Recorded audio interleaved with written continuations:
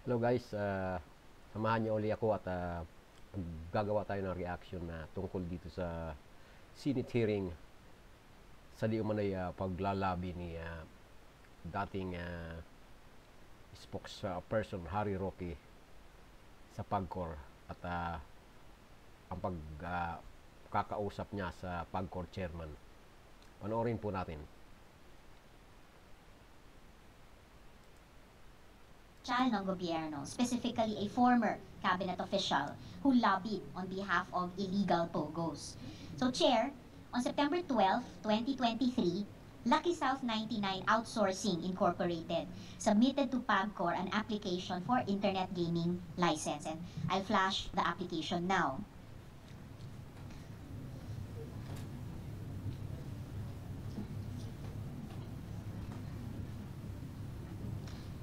Yung ipa-flash po, ito po yung ni-read na pogo ng PAOK sa PORAC, kamakailan lamang.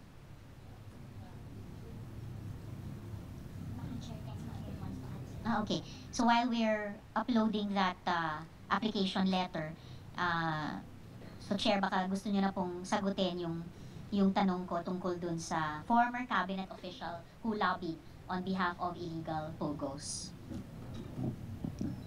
Magandang umaga po. Magandang umaga po.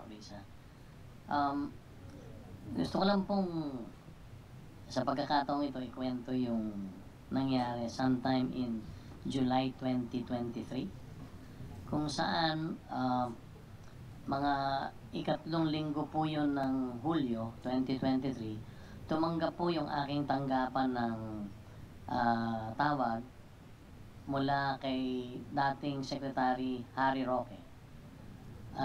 Doon ay hinihingi po siya ng appointment sa akin. So, nung pong ika-26 ng Hulyo 2023 din, nagkaroon po ng pagkakataon na binisita po sa aking tanggapan sa PAGCOR nung po'y nasa Ermita pa kami. Siya po'y nabigyan ng appointment at siya po'y dumating sa aking tanggapan. Kasama ko po noon na sa akin tanggapan ay si Attorney Jessa Fernandez na nandito rin naman. Siya po ang head ng OGLD. Dumating po si dating Secretary Harry Roque. Kasama po ang isang babae. At ipinakilala po niya sa amin ni Attorney Jessa.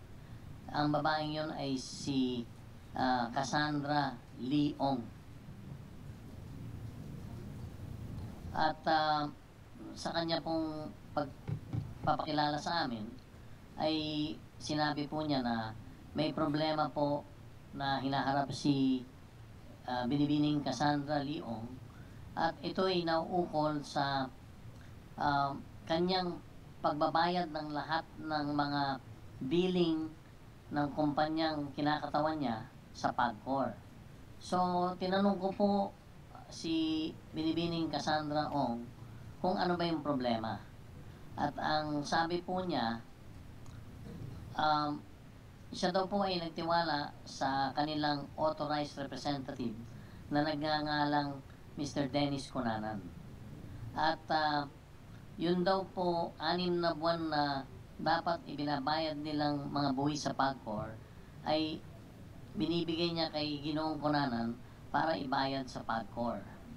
At bukod daw po doon, sa mga buwanang mga dapat bayaran sa PAGCOR, ang sabi po ni Binibining Cassandra Ong ay may sinisingil pa raw ng mga additional fees na fines and penalties si Ginoong Dennis Cunanan sa kay Cassandra. So, ang kwento po niya, buwanan po, ibinibigay niya yung pera kay Ginoong Dennis Cunanan at pinaniniwalaan niya na yun ay ibinabayad sa PAGCOR.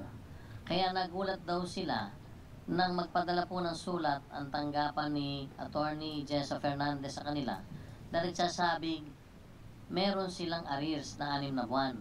Himigit kumulang po yun sa 500,000 dolyares, US dollars. So, sabi ni Cassandra, sa aking naalala, Chairman, ang totoo po, habang tayo ay nag-uusap, meron na pong nagbabayad sa Land Bank of the Philippines sa account ng PAGCOR para po yung arrears na imigit kumulang sa 500,000 dolyares, US dollars, ay mabawasan. So sabi ko sa kanya, bakit ka nagtiwala kay Ginoong Dennis Cunanan at hindi ka nalang nagbabayad ng diretsyo sa Land Bank of the Philippines account ng PAGCOR?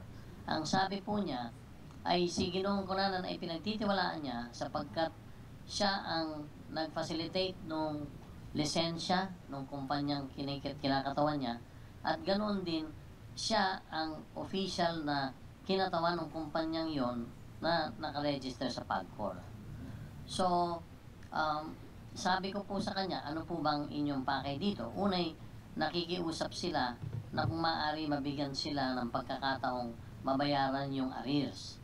At inulit ko, sinabi niya, habang kami nagpupulong noon, meron na raw nagbabayad sa Land Bank ng portion lamang ng 500,000 dolyares. Bukod po doon, hinihiling po nila, dahil sa kami po ay nagbago na ng mga patakaran at ng struktura nung Hulyo, mag-i-expire po yung lisensyang in-issue nung nakaraang board ng PAGCOR sometime po ng October 2023, dahilan sa kami ay nagbigay ng panibagong mga panuntunan or guidelines, gusto na nilang magpasa din ng reapplication. Chair, if I may interrupt, Opo. sa pagitan po nung Hulyo Opo. na nakipag-meeting sa inyo si dating Secretary Roque at kasama si Miss Cassandra Ong, Opo. at yung Oktubre na mag-e-expire yung lisensya nung inilalakad niyang POGO, nag-follow up ba si dating Secretary Roque sa inyo? Hindi po. Hindi po. At liliwanagin ko din, si Secretary Roque po ay nandun, hindi naman po siya pressure, hindi naman po. Siya din lang po ay nakikiusap na kung maaari lang ay matulungan yung si Cassandra Ong. So, hindi pa po siya nagpa-follow up noon. Dahil po, Hindi pa po nagpa-follow hindi up pa po, noon. dahil noong Pero September po, nag-follow up eventually? yung pong, ang sabi ko pa nga, ang sabi ko po doon sa pulong, Kung napapansin niyo po, parang may mali. Masyadong playing safe po yung PAGCOR chairman. Ano? At parang ingat na ingat siya na sabihin na si Roque ay nandoon para mag-lobby. Parang pinapalabas niya na si Harry Roque ay nandoon para samahan lang si Cassandra Ong. At sobrang playing safe po siya at parang takot na takot siya kay Harry Roque. Panoorin po natin kung ano yung kaganapan. Official ng gobyerno, specifically a former cabinet official who lobbied on behalf of illegal POGOs. So, Chair, on September 12, 2023, Lucky South 99 Outsourcing Incorporated submitted to PAGCOR an application for internet gaming license. And I'll flash the application now.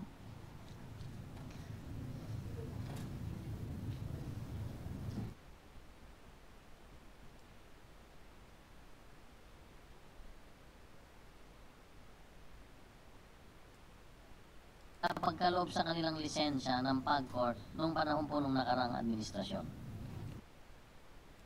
So, nung hapon din yun po, nakatanggap na kami ng bank deposit slip sa account po ng PAGCOR at ito po ay nagkakahalagang 203,000. In short, Senator Binay, hindi po yung kabuuang amount na 500,000. We fast forward po natin at wala po tayong mapapala kay PAGCOR chairman. Masyado pong siyang ingat na sabihin na si Harry Roque ay nag-lobby. So ito po yun si Attorney Jessa po yung kinontak ni Harry Roque pagkatapos ng meeting nila noong July 2023. Ng gobyerno, specifically a former Nakikipag-usap sa akin na noong po na yun, noong 2020. dating Secretary Roque, or ilang beses po siya kumausap pa sa inyo pagkatapos ng pulong noong July 2023? Ma'am, sa pagkakatrace ko po, 5 times po siya tumawag. Nagtatanong lang naman po siya kung ano po yung mga lacking documents na kailangan pang i-comply. Then sinendan ko po siya ng listahan kung ano pa po yung kailangan nilang i-comply at nag-reply po siya doon ng salamat.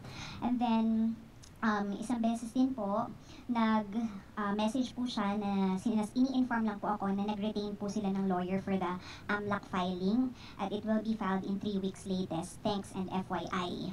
Then, 2 beses po na tawag niya, hindi ko po nasagot dahil po meron po akong meeting. And then, isang beses po ay nagpa-follow up po ulit siya kung ano po yung status ng application nila ng Lucky South. Yun So lang. lahat-lahat po, Attorney Jessa, may isang text si dating Sec Roque, may 5 tawag na nakapag-usap kayo, plus 2 tawag na hindi nyo nasagot yung tawag nila, plus isang follow-up pa. So lahat-lahat, 9 na beses siya, si dating Sec Roque, nag-follow up sa inyo.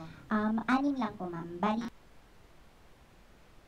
So narinig nyo, 6 na beses siya nagtangka at kumontak kay Attorney Jessa para ang tawag dun pag lalabi na although tinatanggi niya na hindi siya connected sa Lucky South 99, siya ang legal ng mga time na yon. Panoorin po natin. Siya ng gobyerno, specifically 5 times po siya, si dating Sec Roque, nag-follow up sa inyo. 6 lang po, ma'am. Bali, tatlong nasagot, 2 hindi po nasagot. And then, nung May 14, 2024 po, in-inform ko po siya ng decision po namin na i-deny yung application ng Lucky South because nakakita na po talaga kami ng reason para po hindi na po talaga sila bigyan ng lisensya at that time. Salamat po. So, 6 in total yung pag-follow up niya. Medyo marami pa rin. Usually, 3.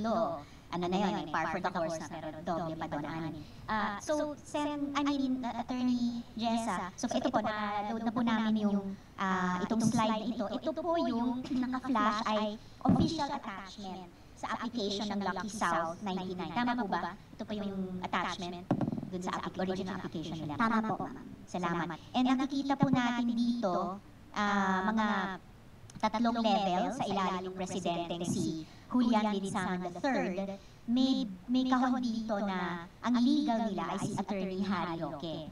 Yes, before yan. Gusto ko lang tanong, nung in-inform niyo through text, may sagot ba? Through phone call po yun. Ang sabi niya lang po, ganun ba, i-inform ko na lang po yung principals po niya. Okay, so and then walang face-to-face meeting. And on record, wala namang hindi siya nagsabi na dapat bigyan niyo ng permit, walang ganung demand. As for me, ma'am, wala po talaga. Lagi lang po siyang please or thank you, ganun lang naman po. Sa So, mga viewers ko dyan, kayo na po ang humusga kung ano po ang totoong nangyari nun.